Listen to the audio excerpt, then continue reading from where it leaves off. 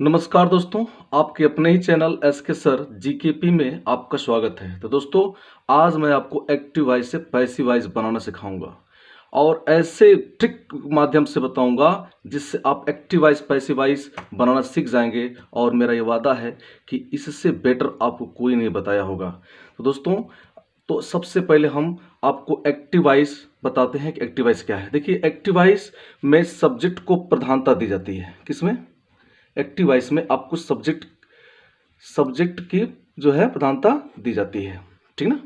तो जब भी आप एक्टिव वॉइस पढ़ेंगे तो एक्टिव वॉइस में आपको सब्जेक्ट ही प्रधानता नजर आएगी, ठीक ना। और पैसिव वॉइस में ऑब्जेक्ट को प्रधानता दी जाती है, ठीक ना। जो पैसिव वॉइस है, पैसिव वॉइस में ऑब्जेक्ट को प्रधानता दी जाती है। अब आप ये कहेंगे कि ये सब्जेक्ट और ऑब्जेक्ट क्या है, तो मैं आपको डिटेल से बताता हूं कि सब्जेक्ट क्या है और ऑब्जेक्ट क्या है। देखिए, सब्जेक्ट जो काम करता है, सब्जेक्ट जो काम करता है उसे क्या कहते हैं? सब्जेक्ट, ठीक ना। यानी कि कोई भी व्यक्ति अगर कोई काम करता है तो क्या कहलाता है? सब्जेक्ट, ठीक ना। अब देखिए, वर्ब की बात आती है तो जो काम करने का बोध कराता है, जो काम करने का बोध कराता है उसे क्या कहते हैं? वर्ब कहते हैं, ठीक ना। सब्जेक्ट काम करता है और वर्ब क्या करता है? जो है काम का बोध कराता है। और वर्ब जो है ये काम से प्रभावित होता है, ठीक ना। यानी कि जो सब्जेक्ट काम करता है उससे ये प्रभावित होता है, इसे हम क्या कहते हैं? ऑब्जेक्ट कहते हैं। तो दोस्तों, आप ये समझ गए होंगे, सब्जेक्ट जो है काम करता है, ठीक है, यानी कि काम करने वाला होता है। और जो वर्ब होता है, ठीक ना, वो जो होता है वो काम का बोध कराता है और ऑब्जेक्ट ये काम से प्रभावित होता है। तो अब हम समझते हैं कि अब सब्जेक्ट और ऑब्जेक्ट है क्या। हमें तो ये पता हो गया, सब्जेक्ट क्या है जो काम करता है, वर्ब क्या है जो काम का बोध कराता है, ऑब्जेक्ट क्या है जो सब्जेक्ट के काम से प्रभावित होता है, ठीक ना। तो दोस्तों, कुछ वाक्य यहाँ पर हैं, हम इस वाक्य के माध्यम से समझते हैं कि सब्जेक्ट और ऑब्जेक्ट है क्या, ठीक ना। देखिए, लिखा है दिनेश खाना खाता है। दिनेश खाना खाता है। अब इसमें देखिए, इसका ट्रांसलेशन जो है दिनेश इट्स द फूड, जो कि प्रेजेंट इंडिफिनिट टेंस में है, तो हमने इसमें क्या लगा दिया? यस लगा दिया, ठीक ना। यानी कि प्रेजेंट इंडिफिनिट में क्या लगता है? क्रिया में यस या यस लगता है। तो आपको मैंने यहाँ पर बता दिया कि क्रिया में मैंने क्या लगा दिया? यस या यस। देखिए, एक्टिव वॉइस पैसिव्स बनाने के लिए टेंस को जो है समझना बहुत जरूरी होता है। अगर टेंस आपको आता है तो आप बहुत अच्छे ढंग से जो है एक्टिव वॉइस पैसिव वॉइस बना सकते हैं। फिलहाल आपको अगर टेंस भी नहीं आता है, फिर भी मैं आपको वादा दे रहा हूं या कर रहा हूं कि आप बहुत अच्छे से जो है समझ पाएंगे। देखिए, तो दिनेश खाना खाता है। दिनेश काम कर रहा है ना, दिनेश काम करता है क्या? खाना खाता है। तो काम क्या हो रहा है? खाना, ठीक ना। यहाँ पे जो खाता है ये क्या है? काम का बोध कर रहा है। अब क्या खा रहा है? अब देखिए, खाना खा रहा है, ठीक ना। यानी कि दिनेश खाना खाता है, तो दिनेश, और ये हमारा क्या हो गया? सब्जेक्ट। और जो काम का बोध कराता है क्या करता है? इट्स, ठीक ना। ये हमारा क्या हो गया? वर्ब। क्या हो गया? वर्ब। और ये क्या हो गया? ऑब्जेक्ट, ठीक है। इसी प्रकार से हम दूसरे वाक्य में देखते हैं कि वह एक कहानी पढ़ता है, ठीक है। तो कहानी पढ़ता है कौन? वह, ठीक है। ये हमारा क्या हो गया? सब्जेक्ट, ठीक है। अब पढ़ना क्या हो गया? ये हमारा हो गया वर्ब। और एक कहानी क्या हो गया? ये हमारा हो गया ऑब्जेक्ट, ठीक है। देखिए, हम एक्टिव वॉइस से पैसिव वॉइस जब भी बनाते हैं तो अगर हमको सब्जेक्ट और ऑब्जेक्ट पता नहीं है तो हम पैसिव वॉइस नहीं बना पाते हैं। देखिए, इस प्रकार से वह एक गाना गाता है, ठीक ना। वह एक गाना गाता है, तो इसमें वह क्या है? यानी कि ही क्या है? ही हमारा सब्जेक्ट है। और सिंग्स क्या है? ये हमारा वर्ब है। और असंग क्या है? ये हमारा ऑब्जेक्ट है, ठीक ना दोस्तों। तो आप समझ गए होंगे कि जो है सब्जेक्ट, वर्ब और ऑब्जेक्ट क्या है। देखिए, पैसिव वॉइस में क्या होता है, यहां पर जैसे वह एक गाना गाता है, ठीक ना। वह एक गाना गाता है, बस हम इसको क्या करते हैं, इसके वाक्य में अर्थ परिवर्तन किए बिना, ठीक ना, हम इस वाक्य को बदल देते हैं। बस क्या करते हैं कि एक गाना गाया जाता है उसके द्वारा, एक गाना गाया जाता है उसके द्वारा। तो देखिए, अब ये जो हमारा असंग है, यानी कि क्या है? ऑब्जेक्ट है, ठीक है ना। क्या है? ऑब्जेक्ट। अगर मान लीजिए हम इसको मान ले बी और इसको मान लें ए, ठीक है, इसको मान लिया मैंने बी और इसको मान लिया ए, तो क्या करेंगे, इसको हम इधर ला देंगे। यानी कि एक्टिव वाइज से पैसे जब बनाते हैं तो हम ऑब्जेक्ट को पहले लिख लेते हैं और उसके बाद जो सब्जेक्ट होता है उसको हम बाई के बाद रखते हैं, ठीक ना। तो एक्टिव वाइज से पैसे बनाते समय दोस्तों आप जानते हैं कि क्रिया की तीसरी अवस्था का प्रयोग होता है, क्रिया के तीसरी अवस्था का प्रयोग होता है और इसमें प्रीपोजिशन बाई का प्रयोग होता है। किसका प्रयोग होता है, प्रीपोजिशन बाई का प्रयोग होता है, ठीक ना। तो हमने क्या किया, असांग को इधर कर दिया, यानी कि बी को इधर कर दिया, ठीक है।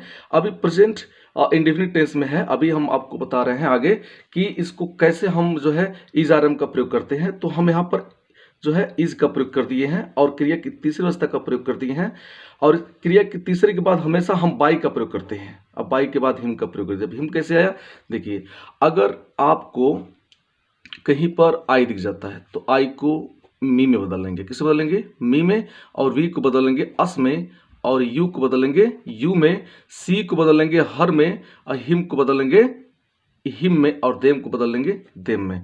उम्मीद करते हैं दोस्तों आपको समझ में आ रहा है। इसको आप देख लीजिए फिर से कि इसको कैसे समझा जाएगा। और हमेशा हम क्या करते हैं, ऑब्जेक्ट को पहले लाते हैं, सब्जेक्ट को बाद में रखते हैं। यानी कि ए को हम बी की जगह लाते हैं। देखिए ए यहाँ आ गया और बी यहाँ आ गया, यानी कि जो जिसको हम, अब ये मान लीजिए ए है, ये मान लीजिए ए है, ये मान लीजिए बी है, ये मान लीजिए बी है, इसको बी के स्थान पे इसको ला देंगे और इसको यहाँ पर लेके चले आएंगे, ठीक ना। लेकिन हम जब इधर लाएंगे इसको तो इसके पहले क्या लगा देंगे, बाई, ठीक ना। देखिए आगे बढ़ते हैं। देखिए यदि वाक्य में आपको यस या ईएस नजर आए तो समझ जाएंगे आप प्रेजेंट इंडेफिनिट टेंस में है। आप इसका जब एक्टिव वाइज से पैसे जो है बनाएंगे तो आप क्या करेंगे, देखिए जहां पर भी आपको क्रिया में यस या ईएस दिखता है, अगर एक वचन है तो आप इसके साथ यस या ईएस का प्रयोग करेंगे, और अगर बहुवचन है तो एस का प्रयोग नहीं करेंगे। तो अगर एक्टिव वाइज से पैसिव वाइज सब चेंज करते हैं दोस्तों, तो देखिए आपको ये समझना होगा कि इसमें बी कौन है और इसमें ए कौन है, ठीक है। एक आप बी को क्या करेंगे, इधर लाएंगे तो लिख लेंगे द बुक, ठीक है। अब ये देखेंगे सिंगुलर है कि प्लूरल है, यानी कि एक वचन है कि बहुवचन है। अगर एक वचन है दोस्तों तो आप यहाँ पे इज का प्रयोग करेंगे, चूंकि मैंने यहाँ पर लिख दिया है इज आर एम। अगर एक वचन है तो आप इज का प्रयोग करेंगे, बहुवचन है तो आर का, आई है तो एम का। फिलहाल यहाँ पर द बुक एक वचन है तो आप किसका प्रयोग करेंगे, इज का। अब देखिए यहाँ पर स्टिल है तो स्टिल का थर्ड फॉर्म, हमेशा देखिए पैसिव वॉइस में हम थर्ड फॉर्म का प्रयोग करेंगे, ठीक ना। तो स्टिल का थर्ड फॉर्म क्या हो जाएगा, स्टोलन, क्या हो जाएगा, स्टोलन। अब थर्ड फॉर्म के तुरंत बाद हमको हमेशा बाई लगाना होता है, बाई मैंने यूज कर लिया, ही का कर लेंगे यहां पर हिम, ठीक है ना दोस्तों। देखिए अब C writes a letter, C writes a letter, अब इसको मान लें हम बी और इसको मान लें ए, इसको हम लाएंगे इधर तो हो जाएगा अ लेटर, ठीक है। अब ये एक वचन है यानी कि सिंगुलर है, इसलिए हम इज का प्रयोग करेंगे। देखिए अ लेटर एक वचन है, इसलिए मैंने यहां पर यूज कर दिया किसका, इज का प्रयोग कर दिया। और राइट का थर्ड फॉर्म आपको पता होगा क्या होता है, रिटेन, ठीक है। अब देखिए थर्ड फॉर्म के तुरंत बाद मैं क्या कर रहा हूं, बाई का प्रयोग कर रहा हूं, और बाई के तुरंत बाद सी का मैंने हर लिख दिया। अब मैंने पीछे बताया है वीडियो में कि हर कैसे आ रहा है, ठीक ना। देखिए अगर कहीं डू नॉट या फिर डज नॉट आपको नजर आए तो जब हम इसको पैसिव चेंज करेंगे तो एक वचन करता है के साथ इज, बहुवचन करता है के साथ आर, आई के साथ एम, इसके और जो है नॉट का प्रयोग जरूर कर लेंगे। अब इसमें हमारा ए कौन है, ये है, बी कौन है, ये है। द फूड को हम क्या करेंगे, इधर लाएंगे तो लिख लेंगे द फूड,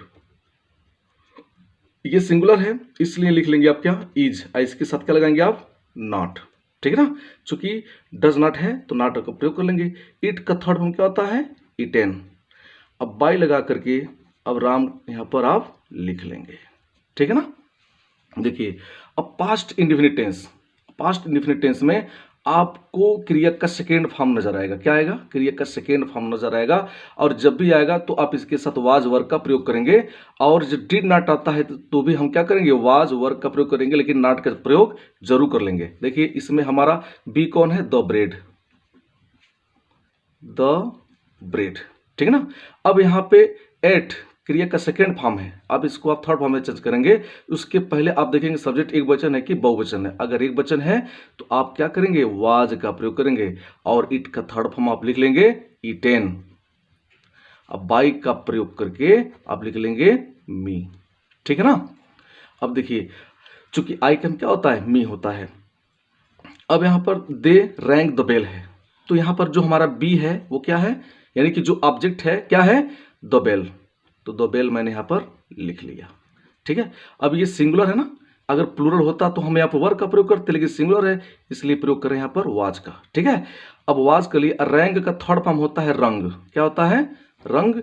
अब बाई लगाएंगे, थर्ड फॉर्म के बाद हमेशा आपको बाई का प्रयोग करना होता है, दे का हो जाएगा देम, ठीक है ना।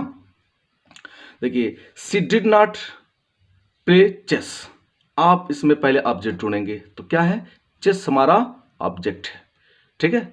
अब यहां पर जब चेस ऑब्जेक्ट है तो ये सिंगुलर है कि प्लूरल है, ये देख लेंगे। और उसके बाद किसका प्रयोग करेंगे आप, वाज का, क्योंकि ये सिंगुलर है। अब इसके बाद तुरंत आप लगाएंगे नॉट। अब प्ले का थर्ड फॉर्म आपको पता होगा प्लेड। अब इसके तुरंत बाद हम बाई का प्रयोग करेंगे, सी का हो जाएगा हर। उम्मीद करते हैं आपको बहुत अच्छे समझ में आ रहा होगा।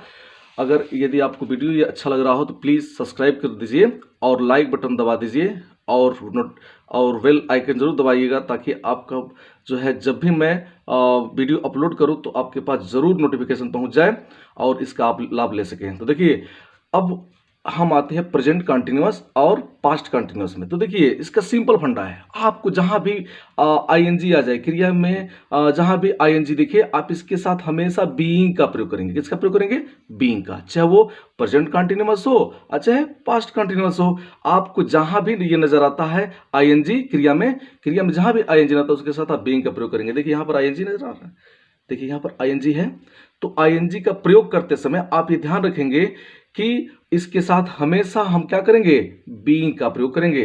तो अब हमारा जो ऑलेटर है क्या है, ऑब्जेक्ट है, तो इसको हम ऑलेटर में लिख लेता हूं, ऑलेटर हो गया। अब इस एक वचन है कि सिंगुलर है तो इसके साथ हम इज का प्रयोग करेंगे, कर लिया ना। अब देखिए राइट, अब यहां पर राइटिंग है तो आईएनजी लगा हुआ, तो किसका प्रयोग करना है, बीइंग का, किसका, बीइंग का प्रयोग करना है। अब बीइंग का यहां पर प्रयोग कर लेंगे। अब राइट का थर्ड फॉर्म आपको दोस्तों पता है क्या होता है, रिटेन। अब इसके तुरंत बाद हम बाई का प्रयोग करेंगे, चूंकि थर्ड फॉर्म के बाद हमको बाई का प्रयोग करना होता है, ही का हो जाएगा हिम, ओके। अब देखिए आगे बढ़ जाते हैं, इसमें देख लेते हैं, चूंकि इसमें भी आईएनजी लगा हुआ है तो यानी पास्ट कंटिन्यूअस में भी आईएनजी लगा, तो इसके किसमें लेंगे, बीइंग में। अब देखिए ऑब्जेक्ट जो हमारा है क्या है, अ स्टोरी, अ स्टोरी। अब देखिए अब अ स्टोरी है, ऑब्जेक्ट बेचारे हमारे इधर आ गए। अब यहां पर क्या करना हमको देखना है कि अब ये सब्जेक्ट जब बन गया, देखना ये कि सिंगुलर है कि प्लूरल है। तो ऑब्जेक्ट हमारे क्या है, सिंगुलर है, तो यहाँ पर क्या करेंगे, हम वाज का प्रयोग करेंगे। और टेलिंग है तो जब आईएनजी लगा है तो बीइंग का प्रयोग कर लेना है। और इसके साथ जब ये बीइंग लग गया तो आईएनजी हट गया, तो टेल बचा ना, तो टेल का थर्ड फॉर्म क्या हो जाएगा, टोल्ड, ठीक है। उसके बाद बाई करेंगे, ही का हिम कर लेंगे। एक बार और समझते हैं। देखिए अगर you are singing a song है, ठीक है, तो हम पहले ऑब्जेक्ट लिखेंगे, क्या हमारा ऑब्जेक्ट, अ सॉन्ग, ठीक है। अब यहाँ पे क्या है, अ सॉन्ग है, इसको मैंने लिख लिया। अब यहाँ पर ये सिंगुलर है कि प्लूरल, अगर सिंगुलर है तो इज, आईएनजी लगा हुआ है ना, तो हम बीइंग का प्रयोग कर लेंगे दोस्तों, ध्यान दीजिएगा। अब सिंग का थर्ड फॉर्म क्या हो जाएगा, संग। अब बाई का प्रयोग करके आप लिखेंगे यू, ओके। यहाँ पे देखिए यहाँ पे वर्ड दे दिया है, आईएनजी तो है ही, तो पहले हम ऑब्जेक्ट लिखेंगे अ क्वेश्चन, अ क्वेश्चन हो गया। अब यहाँ पर ये सिंगुलर है, भले ही प्लूरल है उससे मतलब नहीं है। यहाँ पर आप देखेंगे ये हमारा क्या है, तो ये सिंगुलर है ना, तो अब इसके साथ लिखेंगे वाज, ठीक है। आईएनजी है तो क्या करेंगे, बीइंग का प्रयोग कर लेंगे। और आस्क का थर्ड फॉर्म होता है आस्क्ड, ठीक है। अब बाई का प्रयोग करके आप दे का जो है यहाँ पर देम लिख लेंगे, क्या लिखेंगे, देम, ठीक है। यहाँ पर जो बाई है, बाई का प्रयोग करके आप हमेशा देम का प्रयोग करेंगे जब यहाँ पर दे होगा तो, ठीक है ना। आपको अच्छे से समझ में आ रहा होगा जहां तक मेरा उम्मीद है। आगे देखिए, यदि प्रेजेंट परफेक्ट टेंस में हो, किस में हो, प्रेजेंट परफेक्ट टेंस में हो और पास्ट परफेक्ट टेंस में हो, अगर हैज हैव है और पास्ट में हैड है तो इन सभी के साथ हम बिन का प्रयोग करते हैं। ध्यान दीजिएगा, किसका प्रयोग करते हैं? बिन का। प्रेजेंट परफेक्ट टेंस में है बिन का और पास्ट परफेक्ट में बिन का। करना कुछ नहीं है, इसमें आपको थर्ड फॉर्म लगाने की जरूरत नहीं है। थर्ड फॉर्म लगा होता है सब में, ठीक ना, थर्ड फॉर्म सब में लगा होता है। देखिए हम सबसे पहले ऑब्जेक्ट ढूंढेंगे, यानी बी को ढूंढेंगे, तो क्या हो जाएगा? The T. अब द टी सिंगुलर है, क्या है? सिंगुलर है, इसलिए यहाँ पर हम हैज का प्रयोग करेंगे। हैव का भले ही आपका प्रयोग यहाँ पर हुआ है, लेकिन आपको हैज का प्रयोग करना है, क्योंकि द टी क्या है? हमारा सिंगुलर है। अब यहाँ पर बिन का प्रयोग करेंगे। किसका प्रयोग करेंगे? बिन का। और यहाँ पर टेकन है, तो टेकन आप यहाँ पे लिख लेंगे। अब बाई करके आई के क्या हो जाएगा? मी हो जाएगा, ठीक है। इस पे आते हैं, देखिए I had written a letter, देखिए है ना, हैड आ गया। हैड के साथ भी आपको किसका प्रयोग करना है? बिन का। अब पहले हम लिखेंगे अ लेटर, अ लेटर लिख लिया मैंने। अब यहाँ पर एक वचन हो, बहुवचन है, सिंगुलर हो, प्लूरल हो, कोई मतलब नहीं है, हैड का प्रयोग आप कर लेंगे। इसके साथ आप बिन का प्रयोग करेंगे, रिटन यहाँ पर लिख लेंगे, ठीक है। अब यहाँ पर बाई का प्रयोग करके क्या करेंगे आप? मी लिख लेंगे, क्योंकि जो हमारा सब्जेक्ट है वो क्या बन जाएगा? ऑब्जेक्ट। यहाँ देखिए ही है ना, और यहाँ पे क्या है? The bell. द बेल को आप पहले लिख लेंगे। चूंकि यह सिंगुलर है, इसलिए आप इसके साथ हैज का प्रयोग करेंगे, और हैज और हैव है तो क्या करेंगे? बिन का प्रयोग करेंगे। अब रंग यहाँ पे है, उतार लेंगे। अब बाई का प्रयोग करके हिम का प्रयोग कर लेंगे, ठीक ना। अब देखिए इस तरह से द थीफ है, इसको हम द थीफ कर लेंगे, द थीफ। अब यहाँ पे हैड है, तो हैड में कोई डाउट नहीं, हैड ही उतारना है। अब यहाँ पर बिन का प्रयोग करके कार्ड का कार्ड ही लिख लेंगे, ठीक ना। अब बाई का प्रयोग करके आप क्या करेंगे? सी का हर लिख लेंगे, ठीक ना। उम्मीद करते हैं आपको बहुत अच्छा समझ में आ रहा होगा और आप बहुत अच्छे से इसको जो है हल कर सकते हैं। देखिए इसका आंसर दे सकते हैं बड़े आसानी से। देखिए फ्यूचर टेंस और फ्यूचर परफेक्ट टेंस, जहां मैंने बताया ना, जहां पर हैज और हैव होगा वहां पर बिन का प्रयोग होगा, ध्यान दीजिएगा। लेकिन जहां पर विल और शैल होगा उसके साथ हम बी का प्रयोग करेंगे, यानी फ्यूचर इंडेफिनिट में आपको किसका प्रयोग करना है? बी का। तो सबसे पहले हम ऑब्जेक्ट ढूंढते हैं। ऑब्जेक्ट हमारा क्या है? अ लेटर, ठीक है। अब देखिए अ लेटर एक बच्चा नहीं है, भले ही सेल है, उससे मतलब नहीं है। आप देखेंगे कि केवल आई और वी के साथ हम सेल का प्रयोग करते हैं, बाकी सबके साथ किसका प्रयोग करते हैं? विल का। तो अ लेटर हमारा क्या है? यहाँ पर आई और वी है नहीं, तो हम यहाँ पर क्या करेंगे? विल का प्रयोग करेंगे। यहाँ पर बी हो जाएगा, क्योंकि विल सेल के साथ हम किसका प्रयोग करेंगे? बी का। अब राइट का थर्ड फॉर्म आपको पता है क्या होगा? रिटेन, ठीक ना। अब बाई का प्रयोग करके आप यहाँ पर लिख लेंगे मी, कोई दिक्कत नहीं होना चाहिए। यहाँ देखिए राम विल हैव संग अ सॉन्ग, यहाँ पर ऑलरेडी थर्ड फॉर्म लगा हुआ है और इसके साथ आपको किसका प्रयोग करना है? बिन का। तो लिखेंगे राम, सॉरी लिखेंगे सबसे पहले ऑब्जेक्ट ढूंढेंगे ना। सबसे पहले हमारा ऑब्जेक्ट क्या है? A song. अ सॉन्ग में लिख लिया, ठीक है। अब यहाँ पे चूंकि मैंने बता दिया आई और वी के साथ सेल का प्रयोग होता है, बाकी सबके साथ किसका प्रयोग करेंगे आप? विल का। तो यहाँ पर आप विल हैव लिख लेंगे, विल हैव हो गया। अब इसके साथ तुरंत क्या लगाएंगे आप? बिन। बिन का प्रयोग करके थर्ड फॉर्म में आपको ऑलरेडी दिया होता है हैव वाले में। अब बाई का प्रयोग करेंगे और यहाँ क्या हो जाएगा? राम। जो हमारा सब्जेक्ट है ये लास्ट में चलाएगा, ठीक ना। ये राम थोड़ा फट गया, इसको आप देख लीजिए, सही ना। अब देखिए he will still the watch, ठीक ना। अब देखिए अब ऑब्जेक्ट को सबसे पहले लिख लेंगे आप द वॉच, ठीक है। अब यहाँ पे क्या है? विल है। अब विल के साथ अब क्या लगाएंगे? बी। चूंकि हैव है नहीं, तो हैव नहीं है तो क्या लगाएंगे? बी। स्टील का थर्ड फॉर्म क्या हो जाएगा? स्टोलन, ठीक है ना। अब बाई का प्रयोग करेंगे। अब बाई के साथ क्या हो जाएगा? आपका यहाँ पे सब्जेक्ट ऑब्जेक्ट बन जाएगा, तो ये हमारा हो जाएगा हिम। ही को मैंने क्या कर लिया? हिम कर लिया। अब यहाँ पर देखिए हैव है, हैव के साथ हमको क्या लगाना है? बिन। तो सबसे पहले ऑब्जेक्ट लिखेंगे द ब्रेड। द ब्रेड आप यहाँ पर लिख लेंगे। अब देखिए विल हैव का प्रयोग कर लेना है यहाँ पर बिना किसी लाग लपेट के, ठीक ना। देखिए यहाँ पर हैव का प्रयोग कर लेंगे आप, और हैव के साथ क्या लगाएंगे? बिन। और बाई का प्रयोग करके आप जो है क्या करेंगे? नहीं, विल हैव है, उसके बाद थर्ड फॉर्म आप यहाँ पर लिख लेंगे। यहाँ पर आप थर्ड फॉर्म लिख लेंगे, ईटेन कर लेंगे। अब बाई का प्रयोग करके यहाँ पर आप लिख लेंगे दिनेश, जो कि कलम का स्याही खत्म हो गया।